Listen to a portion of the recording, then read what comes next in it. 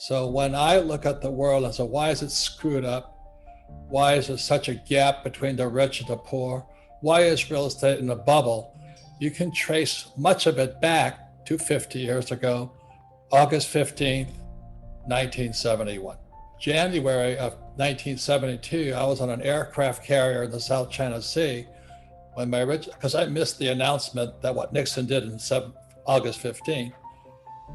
And it changed my life because I'm on this aircraft carrier as a Marine pilot, and I get this letter from Rich Dad via snail mail saying that, hey, Nixon took the dollar off the gold standard. Well, it took me 6 months to get that letter.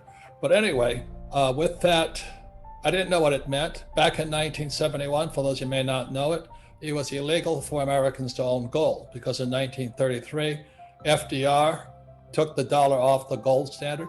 He also caused Social Security. FDR really screwed this economy up way back then. So I couldn't own gold. We didn't know what gold was. How in the world can the CEO of a company borrow money just to jack the price of their stocks up? And why are real estate prices so high? And if you want to know why the rich are getting richer, the poor and middle class are getting poorer, our money is fake. And anybody saving dollars is a loser right now, and because they keep printing it. So on August 15th, 1971, that is when Nixon closed the gold window. Of course, when he closed it, he said it was just temporary, but it's been 50 years and it hasn't reopened. But what you spoke about FDR in 1933 is true, because that's the year when the government made it illegal for Americans to own monetary gold. So American citizens could not take their Federal Reserve notes back to the Federal Reserve and get real dollars, which were made of gold. All they could do was negotiate, circulate the Federal Reserve notes. But if you were not American, if you lived outside the United States, you were still able to take your Federal Reserve notes to the Federal Reserve and actually get paid the gold that the notes promised to pay. And so that continued up until 1971. And basically what was happening in the late 1960s, early 1970s, was we started to run very big deficits in the 1960s to pay for the war in Vietnam, to pay to go to the moon, to pay for the war on poverty, and all sorts of government programs. And so we ran these big deficits, and the Federal Reserve was then monetizing the deficits. Now we call it QE. They hadn't thought of that word back then, but that's what they were doing. So the Fed was doing QE to monetize all this government spending. We didn't have the gold, and our foreign creditors were suspicious that we didn't have enough gold to meet our obligations. So they started to show up at the gold window with their Federal Reserve notes asking for the gold. Well, we didn't have enough, and so we ended up defaulting on our obligations, because really Federal Reserve notes were promises to pay gold, and we defaulted on that promise. And so anybody who says the US government has never defaulted on an obligation, that's not true. That was a massive default in 1971. And we've been on this fiat-based monetary system ever since. And I think this system is now on the verge of an implosion.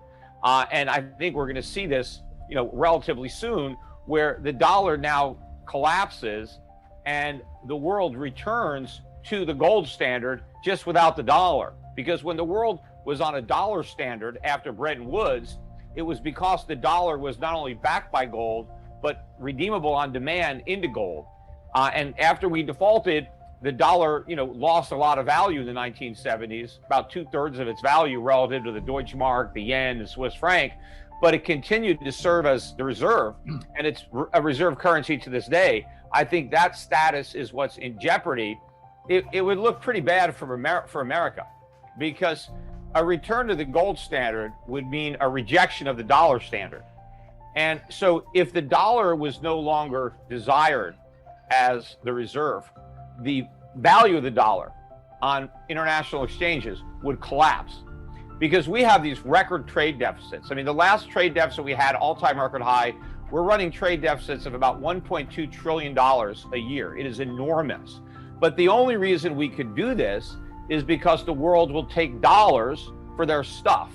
But if they go back to a gold standard, they ain't gonna take dollars for their stuff. We're gonna have to give them gold, which we don't have, or we're going to have to produce stuff, which we can't because we don't have the factories, we don't have the infrastructure, the labor force, the supply chains.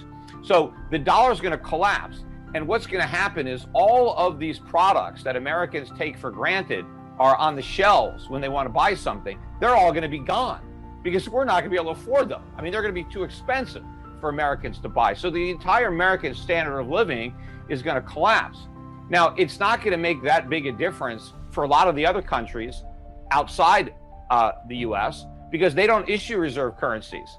So, if you're living in New Zealand, for example, the New Zealand dollar isn't a reserve currency. So if you want to import something, you've got to export something.